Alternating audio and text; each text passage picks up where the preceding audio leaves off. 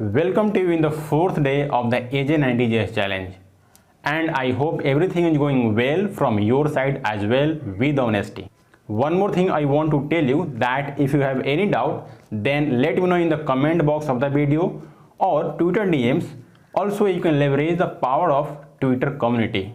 I am here for you to the next 86 days. So don't worry, ask your doubt. By the way, here is the plan for today. So let's get into the real adventure of JavaScript. First, I solved a code wars problem. The question was returns all numbers between two ranges, including both of them. Let's suppose if we have two numbers 6 and 9, then we need to return 6, 7, 8, 9 as the output of this question, right? So first I put the starting element of the range in a new array.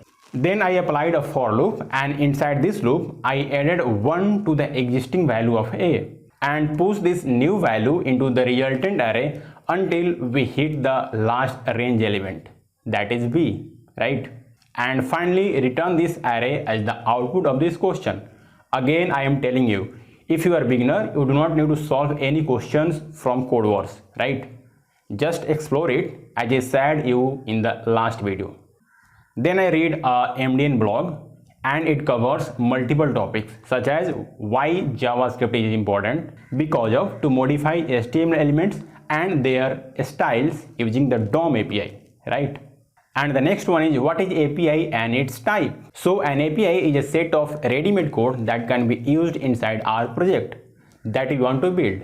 And this API code has been written by someone else, right? There are two types of APIs. The first one is browser API. That means browser can also provide some API such as fetch or DOM API. And the next one is external or third-party APIs. This means you can also use some external APIs in your project such as weather or GitHub API. And this code is also has been written by someone else. You will learn more about it during learning asynchronous JavaScript.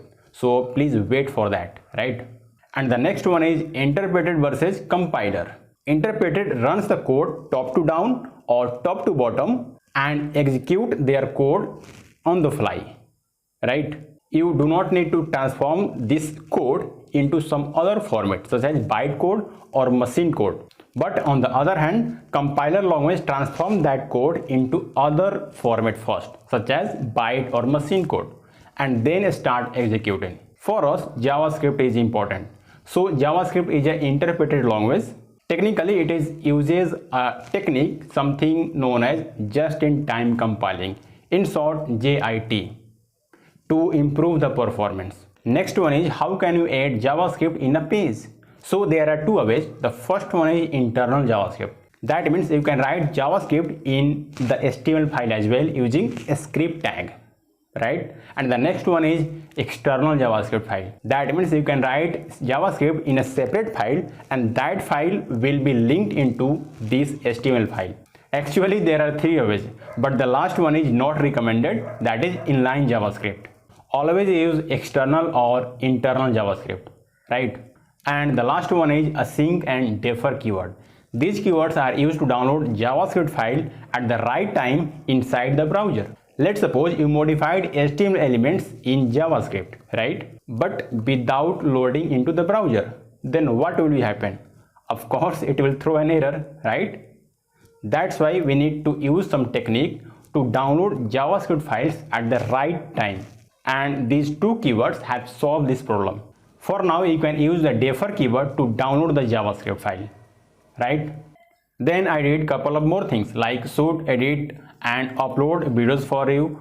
Then I read more blogs on the date object in JavaScript because I am writing a paid blog for my client on this topic.